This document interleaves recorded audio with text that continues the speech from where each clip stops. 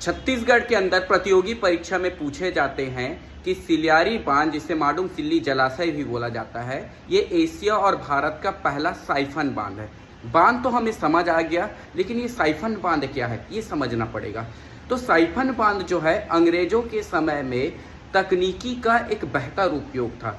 Siphon बांध के अंतर्गत जो जलाशय होती थी, वो जो नदियों से उसको जोड़ा जाता था या नहरों से जोड़ा जाता था, जो अंग्रेजी के यू का उल्टा आकार में बना होता था, जिसमें ऐसा सिस्टम किया जाता था जिसमें पानी अपने लेवल के ऊपर आने पर ऑटोमेटिक वो बाहर निकल जाती थी। यानी कि उस बांध के दरवाजे को बंद करने और खोलने की सिस्टम जो होती है वो नहीं थी, वो ऑटोमेटिक सिस्टम होती थी, जिससे पानी ओवरफ्लो होने पर वो ऑटोमेटिक वो बाहर निकल जाती थी, जिससे उस क्षेत्र में बाढ़ आने की संभावनाएं कम हो जाती थी।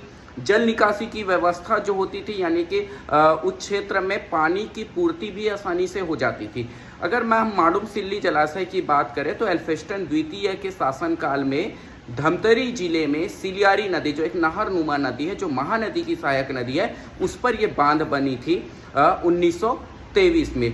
चूँकि इस बांध का निर्माण जो है उस समय जो इंजीनियर थे मैडम सिल्ली, उनके देख रेख में बनी थी, तो शायद इसका अपभ्रंश यही रहा होगा, इसी का इसको माडूम सिल्ली जलाशय बोला गया है। बाद में इसके नाम को बदलकर बाबू छोटेलाल श्रीवास्तव जलाशय रख दिया गया। तो माडूम सिल्ली यही है, एक साइफन बांध है, जो एक साइफन सिस्टम पर ये बांध जो है जल को एकत्र करती है और ओवरफ्लो होने पर ऑटोमेटिक जो है वो बांध के बाहर वो पानी निकल जाती है। धन्यवाद।